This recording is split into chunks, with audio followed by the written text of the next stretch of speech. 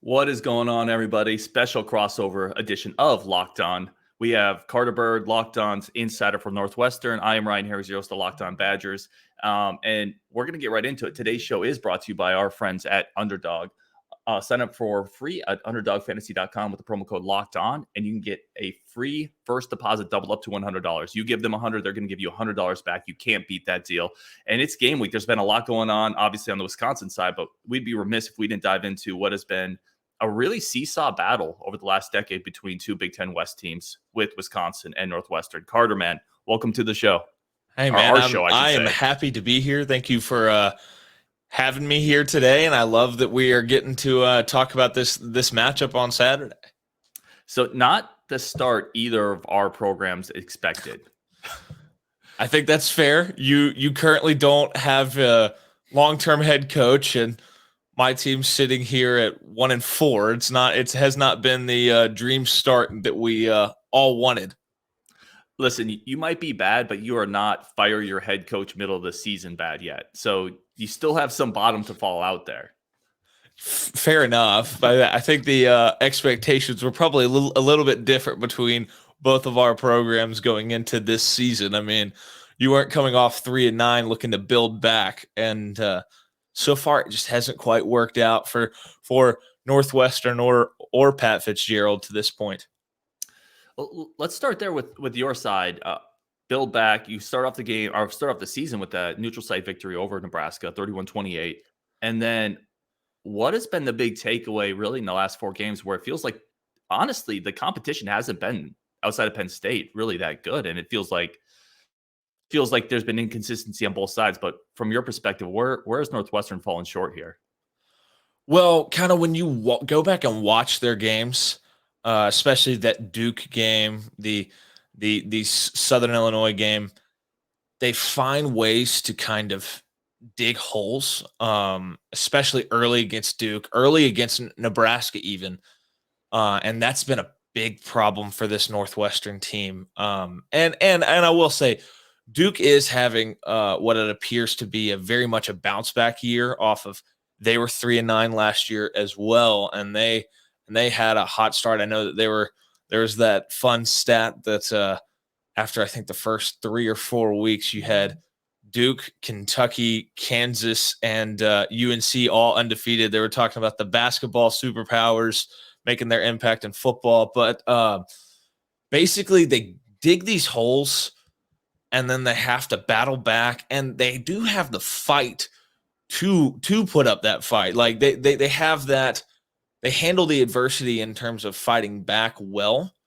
It just feels like anytime a big moment pops up, it just does not go their way. And I've said that on my show. I really thought after the Nebraska game that was going to be a springboard into a 4-0 start going into, or a 4-0 start going to Penn State, and it just wasn't, and it was not exactly what I expected, and it didn't quite go their way. Key turnovers, losing the turnover battle there in the middle of that run was very difficult. Having to put yourself in positions where you're having to throw so much to come back. It's not exactly, I feel like, what is this team's strength. I will say at times Ryan Helinski's handled it very well, but it's been surprising to see this team because I firmly believe Pat Fitzgerald's one of the best coaches in the country, and it's been a little surprising to see them in that stretch run where they were losing a bunch of games in a row. Well, they still have done that, but where they kind of continued to make mistakes to dig holes. Teams started to figure out that on the second level, maybe there was a lack of speed and attacking the edge, and took advantage of that and ripped off some big plays. It's just they've had some explosive plays in big spots go against them. In crucial moments, they've had some big turnovers. It just has not quite been the start you want. It hasn't been consistent enough, and that's why you're sitting here at 1-4. Do you have is there a sense of optimism about some aspect of the program? Like, is there a place you've been able to point that says, we can turn the season around because of this unit or because of this player? I think it's encouraging. Granted, it was weather aided last week, the way the defense played, forcing 5 turnovers at Penn State, kind of controlling I mean, they put up a lot better fight than we saw Auburn at home when Penn State had to go on the road. A lot better fight than we saw Auburn in that game, and kind of knocked Nick Singleton and Katron Allen. I think all 3 running backs actually had fumbles in that game, and then of course Sean Clifford had some turnovers. I think that was encouraging to win the turnover battle, to be in that game. I really thought that they were too conservative on offense early. It felt like the way the game opened, it was, okay, this is going to be a 7-6 muddy game, like super old school Big Ten, like 1980s football. That's what it felt like the mindset was. And I think that backs it up with the fact that the first 8 plays on offense were basically runs right up the middle, and Penn State was stacking the box. And so it just went nowhere in the rain.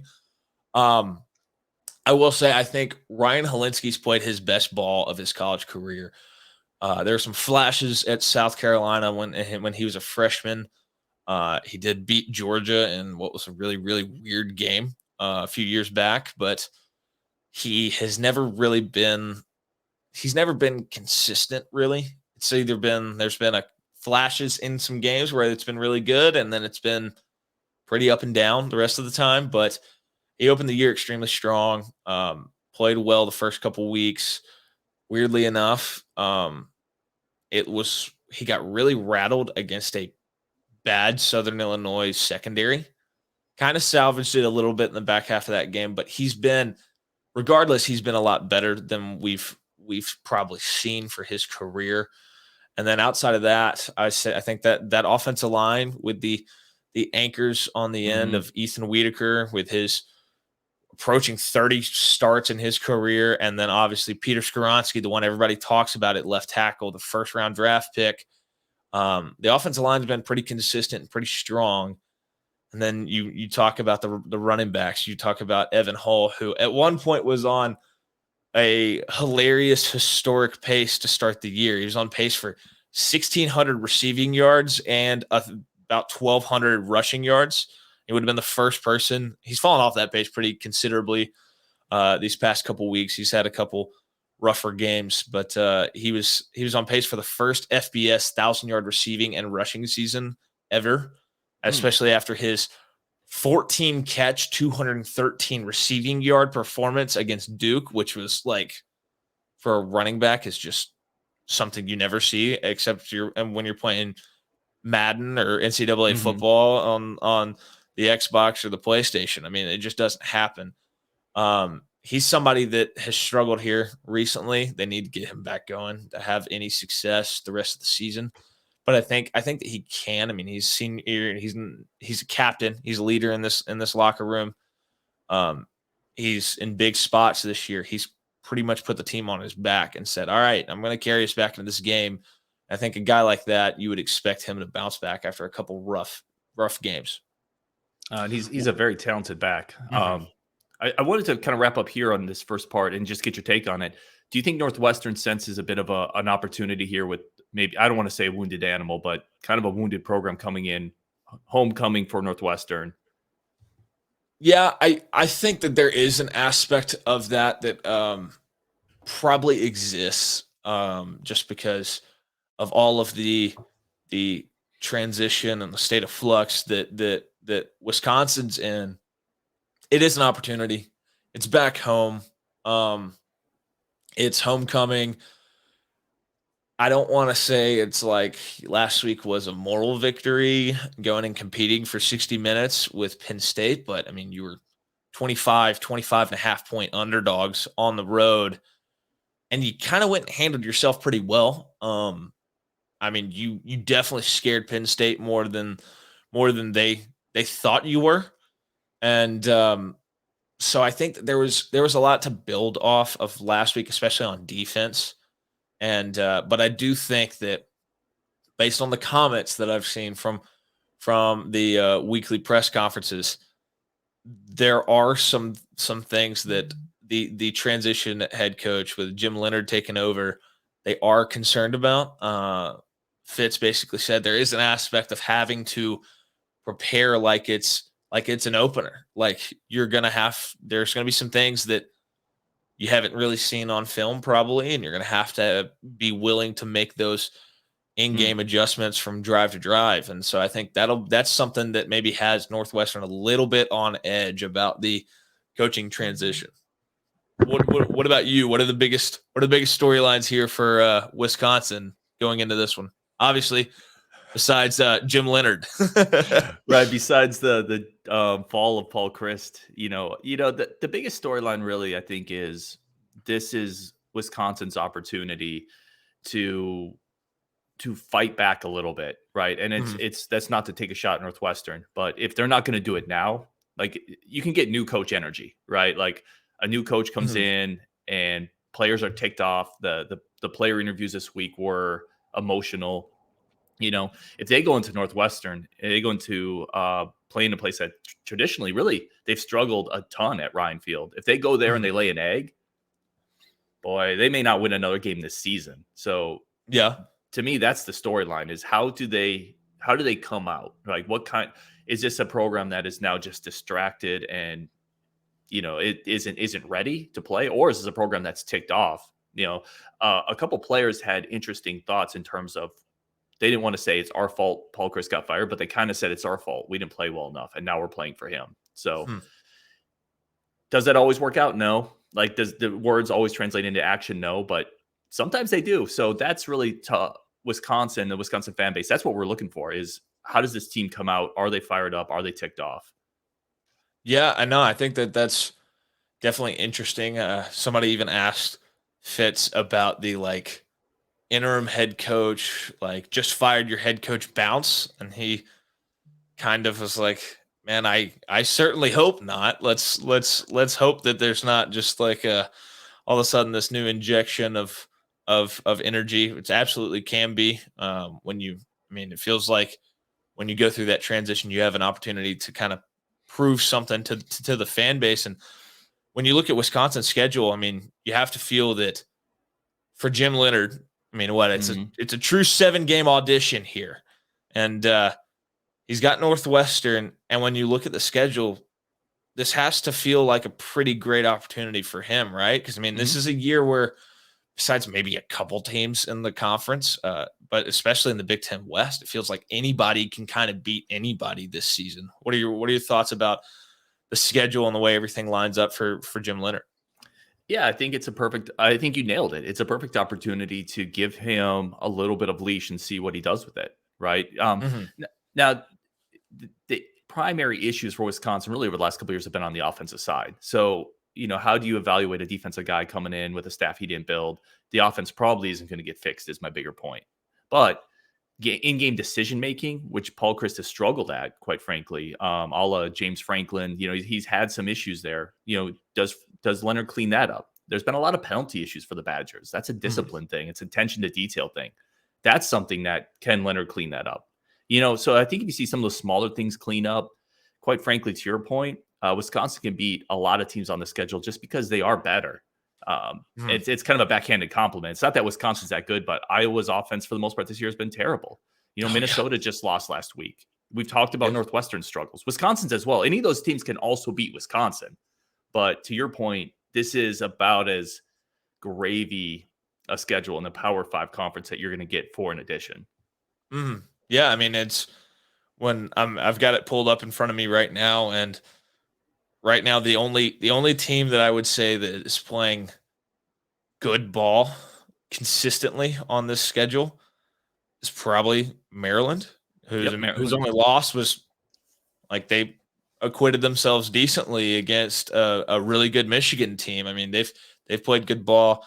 Minnesota's played good ball, but they're coming off kind of with the way that they're blowing everybody out, kind of a head scratcher last week where they only put up 10 points at home.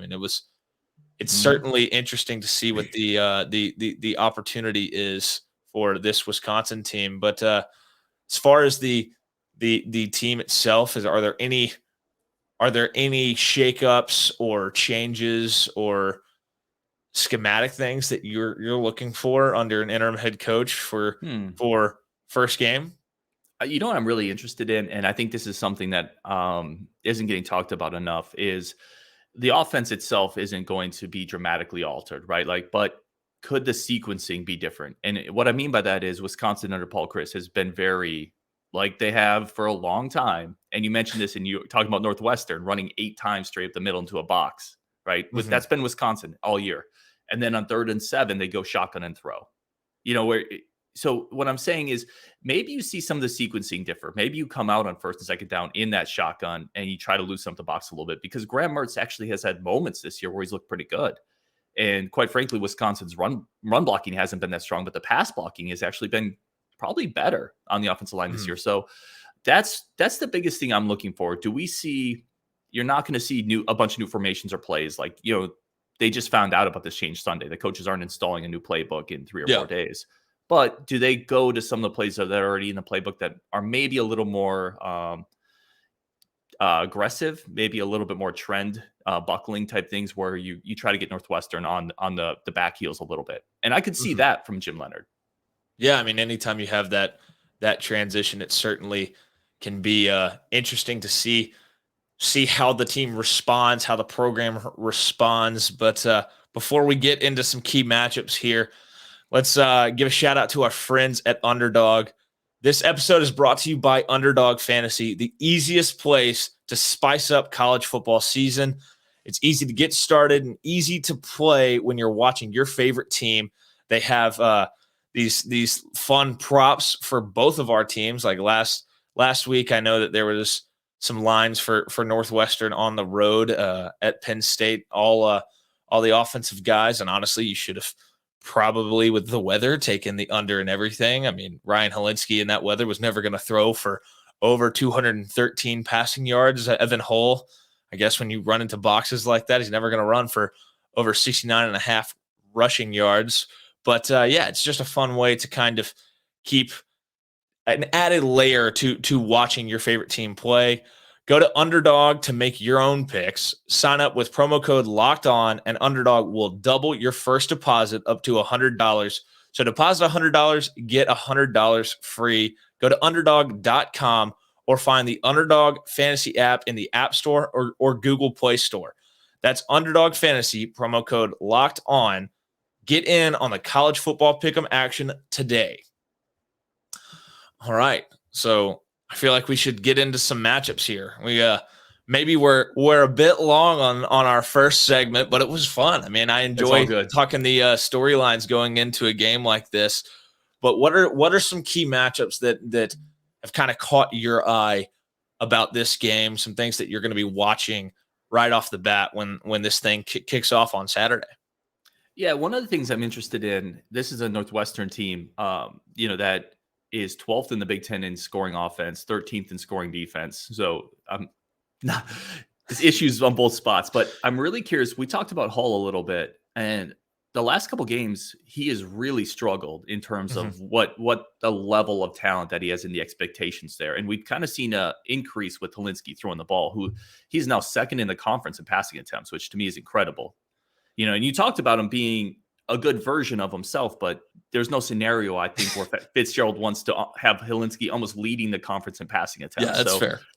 I'm really curious about the Northwestern running game going up against the Badgers rush defense that hasn't been as good as it's been in the past, and where Northwestern is with their rushing game, how likely they are to stick with it, or is this offense kind of morphed into Helinski's going to throw the ball a lot because we don't trust the running game? I mean, I think that the way you watch this team, my brain was saying earlier that they're 1-4. They're 1-3. We haven't gotten to week 5 yet. That's my fault there. But yeah, with this team, I think they're gonna try to make, or well, they are 1-4. I'm falling all over myself here, but they're gonna try to run the football. I know that's the bread and butter of this team. Behind that offensive line, that offensive line has done a good job this year. They've really done a good job in most spots, giving Helinski time to throw. I will say something that was interesting. I guess after I think it was after 3 or 4 games, Northwestern's offense was running the most plays in the country. They were running 89.7 plays per game on offense, which is crazy to think about with Northwestern. They were hitting tempo a bunch in that Nebraska game. They ran a ton of plays against Duke. They had to because they were having to come back from down 3 scores. But I think that Helinski, they've had to throw more than they would like because they have fallen behind so many times. And then I think they've had to get so aggressive. If they can establish the run and kind of not fall behind by multiple scores, I think they'll stick with that, and you'll see much more limited pass attempts from Helinski. He's been better, but it's still not what you want. It's not as effective. After the Southern Illinois game, you've definitely noticed that the yards, the down the field passing game kind of changed a little bit. It's not, I think they're trying to keep him comfortable because it was a little bit shocking to see how rattled he got in that game. But I think it'll be something to keep an eye on. Can they establish that run? I mean, that's the number one matchup for me. How does this Northwestern offensive line handle the Wisconsin front? Can they open up lanes for Evan Hull and Cam Porter? Cam Porter, who at times has looked pretty explosive in the run game. He almost ran for 100 yards in the opener against Nebraska. At times it has been when Evan Hull has struggled, has run the ball probably better.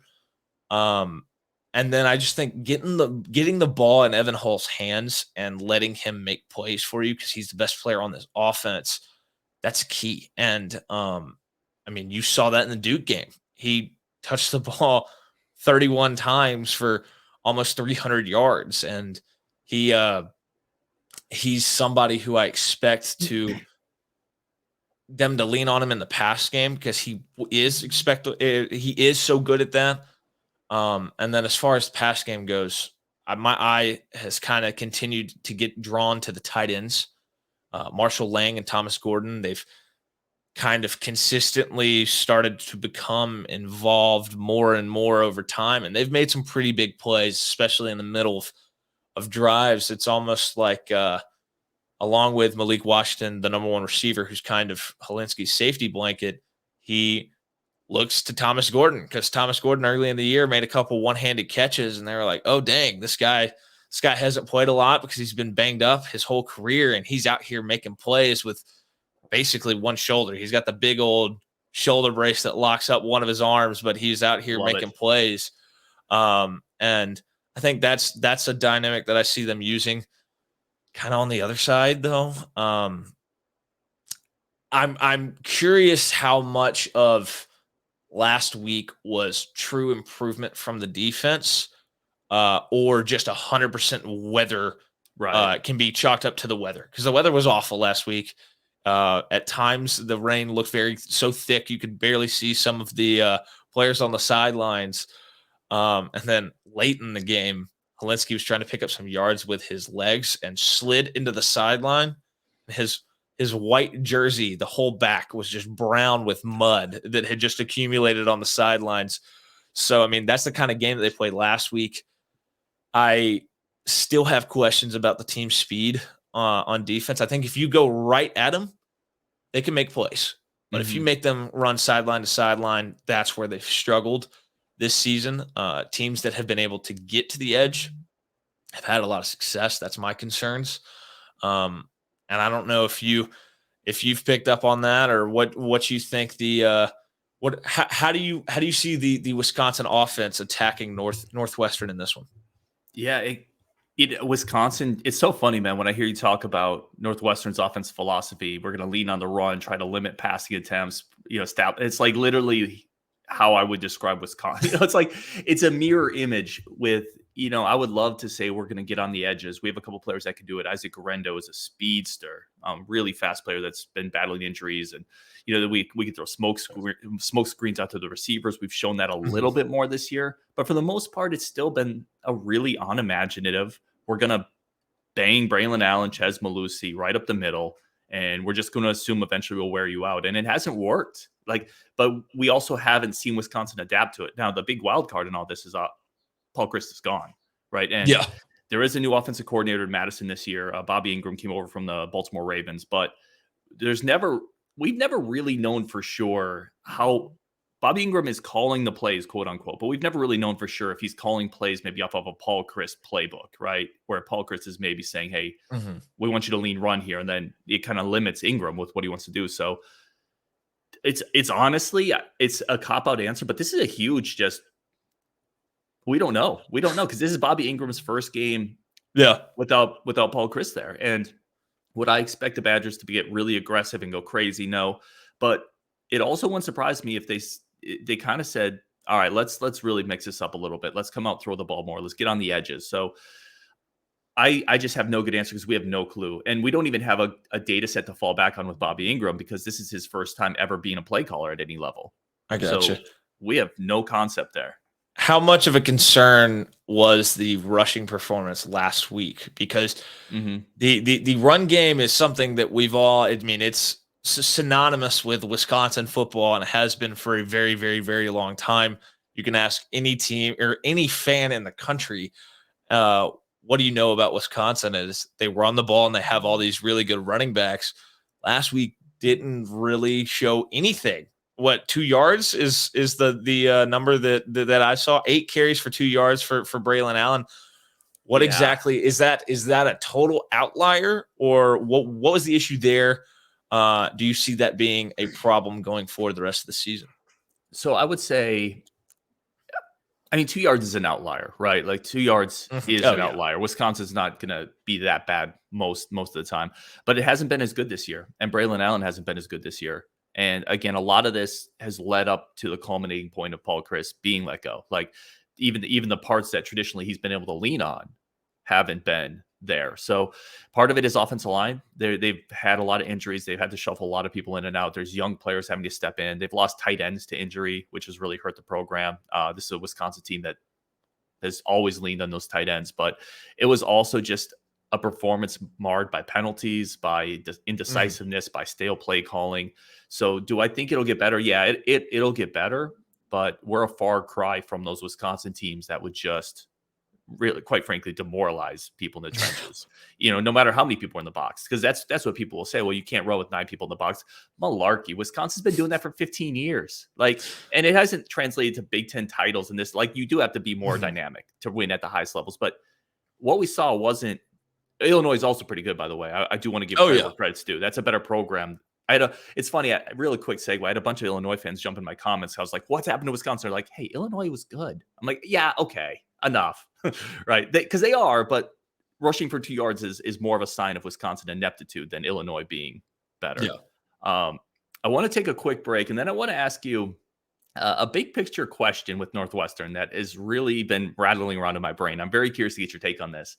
But first, we're going to take a break to talk about our friends sponsoring today's show. And we also want to take a second to highlight that after you're done listening to this, go check out Locked On Big Ten. Nate Dickinson brings you all around the conference. He'll let you know everything that's going on with all the rivals we mostly dislike and the ones we really dislike. So go check out his show as well on Locked On Big Ten. Welcome back, everybody, to the special crossover edition. We got Carter Byrd, Northwestern, Ryan Harings, Badgers here for you every day, your teams every single day. And I wanted to ask you this because I'm very curious. I wouldn't have brought this up if not for Paul Chryst being fired. But Paul Chryst being fired was a shock to even a lot of Badger fans who thought the program was slipping. And we are now in the midst of what looks like the third pretty poor Pat Fitzgerald season in the last 4 years. Kind of a two-part question. Is there any heat to the seat of Pat Fitzgerald? And if not, what would have to happen for him to be on the hot seat here? He's so, I guess, ingrained in the fabric of Northwestern football. I guess I've had people ask this in the past. I was like, look, you've got 5 in 120 years of football. You've got 5 10-win seasons, and he's the coach for 3 of them, and he was a player for 1 of the other 2. So he was an All-American linebacker as a player.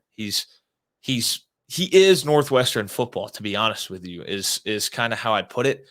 I have a hard time seeing them move on from him right now. I know it's not a great year. I do think there was an aspect of, and you're seeing it it played out last year and it's playing out this year, because I think from a strength and conditioning perspective, Northwestern's still behind a bit, because I mean, for 2 years there, with the school kind of guidelines being, I guess, a private school that was very, I guess, shut down because of the pandemic. Fitz has talked about it. He's like, we weren't able to get in our building to work out, and like we weren't able to get in meeting rooms together for 2 years.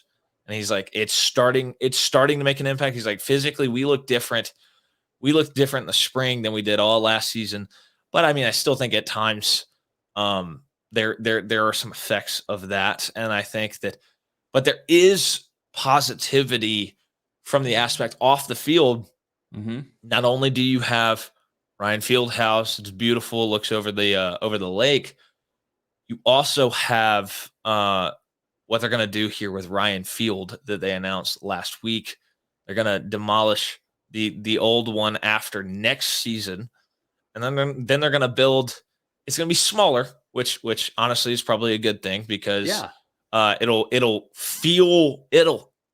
going down 12,000 seats will make it feel bigger, because all of the seats will be filled. I think that'll be a big deal. And apparently this is the way they're talking about it. I think that they're talking about it setting the standard for future stadiums in college football. I think it's, and almost the mock-ups that I see, it makes it look like some of these really nice soccer stadiums in Europe, or football stadiums, depending on how you talk about the game over there. But I think that's generated some excitement. I don't know. I have a hard time seeing them this season making some sort of move. I know the season has not gone the way that they would have wanted. You pretty easily could be 4-1. You had 3 losses by, I think it was 18 total points. You had a loss by 8, a loss by 7, a loss by 3. Starting to sound very Nebraska, though. Yeah. Right? No, Like, it very much is. I mean, and Nebraska fans would feel the same pain, because they lost by 1 score to Northwestern, and they've all of their losses feel like they've gone that way too. I just think that maybe if this year goes truly as bad as it looks like it could, I think next year's a year where the conversation would be real, that if there's not a true bounce back, you would see a move, maybe. But I just have a hard time. I think the expectations right now are different from Wisconsin and the teams that have been at the top of the conference for a while, and Northwestern on a year-to-year basis. I mean, yes, Northwestern's won the Big Ten West twice in the last four seasons before this, but it's a pretty up and down program, and has been. And I think that there's at least some acknowledgement of that. I do think it'll be very, very interesting to see what the future holds, and see if they can use the great facilities they're going to have to build any momentum. I would be personally shocked to see them move on from him, just because I think he means so much to the Northwestern community. And I think I don't know. I just think I'd be shocked to see him go, or to see him let go, rather. I'll say this, and I'm sure it won't happen this year, but when you start stacking incredible lakeside facilities with a $800-900 million new stadium, you better start winning some. Like, not that he hasn't, right? But last year was 3-9. 2 years ago, before the COVID season, was 3-9. This year is trending poorly. Yeah, there does get to be a point, like, it's Paul Chryst is not at Fitzgerald's level in terms of being intertwined into the community, but he's pretty darn close. Like, he played at Madison. He coached here previously. He's won 70% of his games, and they were like, nah, we're good. And that's part of why What, he took the reduced buyout because he's lived basically his whole life in Madison, right? He's a Wisconsin guy through and through. Mm. So I do want to get to picks on the game. I'm very curious to see. So I don't know if you've seen the line on this. And Ryan Field, by the way, really quick segue. Badger fans are not going to miss that. That's a house of horrors for Badger fans who traditionally, when we go down there, it feels like every game is ugly and Northwestern wins at Ryan Field. So we're not going to miss that place at all. The line on this game is Wisconsin's favored by 10, which is very, very interesting. I'm curious where you're at on this. How would you pick this game based on that? I'm choosing to look at it from an optimist perspective. But I do think the defense that at times has struggled giving up explosive plays, I think that they can build off of last week. And I think that you're probably, I would hope at least, Ryan Helinski is going to be more effective than in the rainy conditions than he was last week. Last week it was not a particularly effective performance by him. They did start moving the ball a little bit late when they started actually getting aggressive, when they realized, oh, they have 17 points. This isn't going to be who can kick the most field goals and win a game below 10 points. Started to move the ball a little bit there. I think they probably, you'll see a lot more aggressiveness on offense. I don't think you're going to see, I'd be surprised if the first 8 runs of this one are right up the middle, like they were last week.